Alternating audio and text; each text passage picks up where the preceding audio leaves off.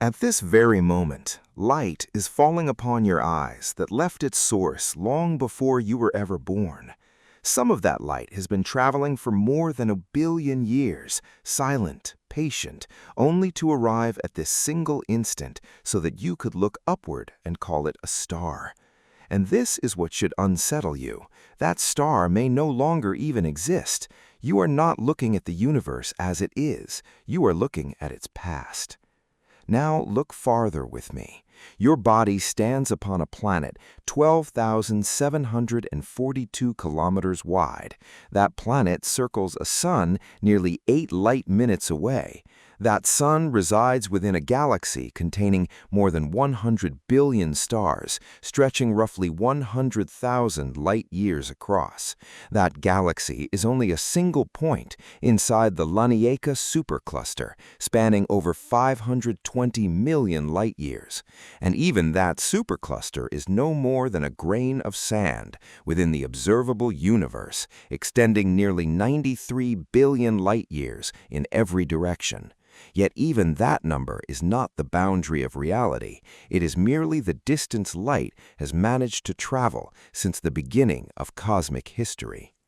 Before we go any further, before we ask how small you are or how infinite, tell me something in the comments. Where are you watching this video from right now? Share your city, your state, and your country. I want to see just how far this question travels tonight.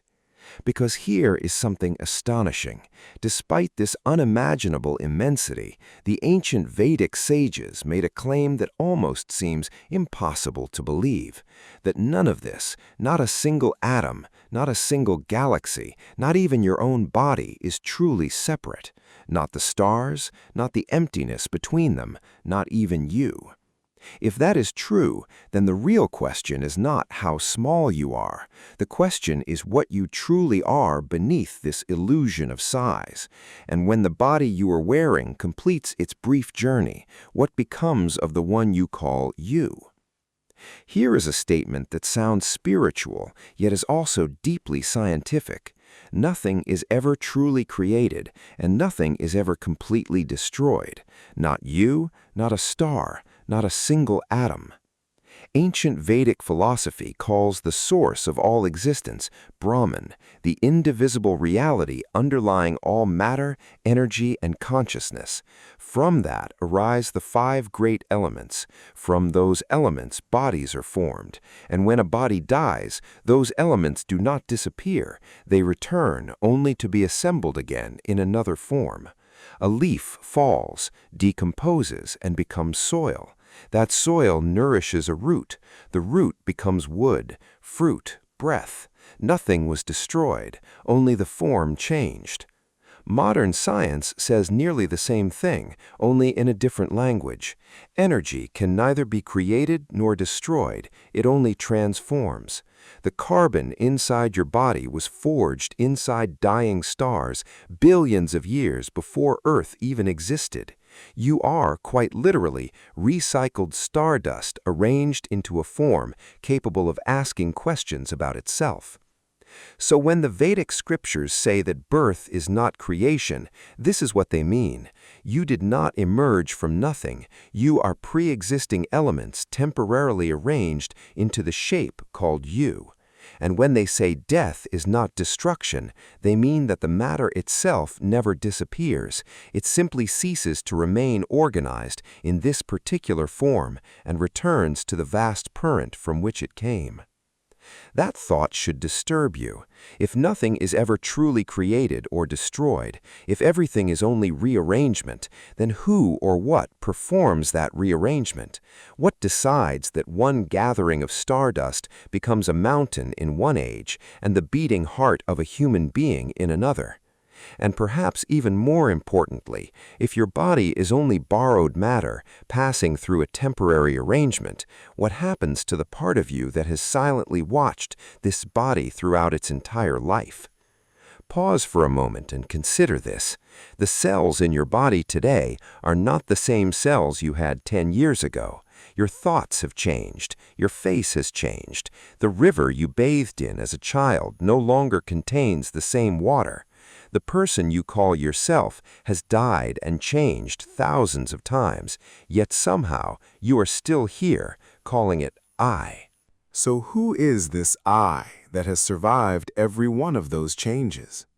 Vedic philosophy gives it a name, Prakriti, the ever-changing world of body, mind, matter, and time. Within Prakriti, everything is temporary. Everything arises, transforms, and fades. But while studying change itself, the sages noticed something remarkable.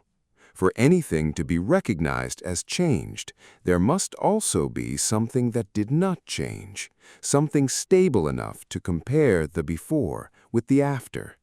They called that unmoving witness the Atman. Your body has changed, your mind has changed, your beliefs have changed, yet the awareness watching all of it, that silent presence behind your eyes, has not changed for a single day since your birth. It witnessed your childhood without becoming the child. It is witnessing these very words without becoming the words. It has been present in every version of you, while remaining identical to none of them. This is where the fear of death begins to dissolve, because if you are nothing more than your body, then death is total annihilation, final and absolute. But if you are the witness that has remained unchanged through every transformation your body has already endured, then death may simply be one more transformation, not an ending, a dissolution, much like the one your ancestral stardust experienced before it became you.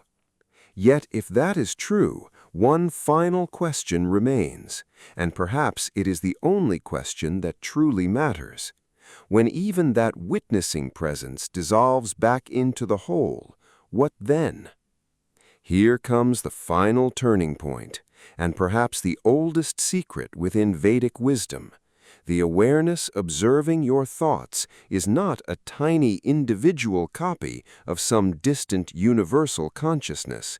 It is that very consciousness itself, temporarily wearing a human body, just as the ocean temporarily wears a wave.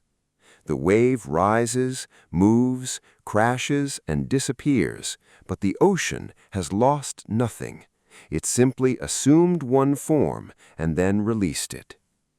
That is why the ancient scriptures say Brahman is never born and never dies, not because it escapes death, but because it was never confined to a single form that could truly perish. And if you are that same awareness, here in this body, in this moment, witnessing these words, then perhaps the deepest fear you carry, the fear of ceasing to exist, rests upon a mistaken identity. You were never only the wave. You have always been the ocean. The Vedic sages carried this realization with humility rather than pride. They understood that whatever is known is only an infinitesimal fragment of reality, that mystery is not the enemy of knowledge, but its beginning. Perhaps that is the real invitation.